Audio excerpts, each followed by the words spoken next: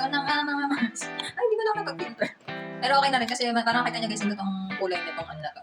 Lip Care Moisturizer, sobrang ganda. Tapos, ang sarap niya sa labi kasi ano siya, parang malamig-lamig na alata mong meron. Kasi may ano to guys, may mga benefits to sa labi. Tapos ayun nga, Lip Care Moisturizer siya. Tapos may iba't ibang kulay siya guys. Ito yung kulay nito guys, yung suot ko. Tapos yung iba lalagay ko na dyan sa screen ko, anong ibang kulay. Iba't ibang kulay nito guys para makita niyo. Tapos ito, yung lagayan niya guys, ang cute na ito kasi tingnan mo. Pak, may salamin. May salamin na siya, tapos ganyan siya. Ito, iba naman to guys, ginawan ko rin to ng video na, ano to, clear to pink siya. Parang ganyan lang siya, parang clear na lang, malamang clear to pink. Parang clear lang siya, pero pag nilagay niyo na siya, color pink siya. Tapos, pwede na siya ilagay dito, tapos ganito. Parang naka-makeup. Tapos, may ganito siya guys, ayan itong applicator. Igaganon nyo lang, tapos i-keme-keme nyo sa kung saan nyo gusto ilagay yan.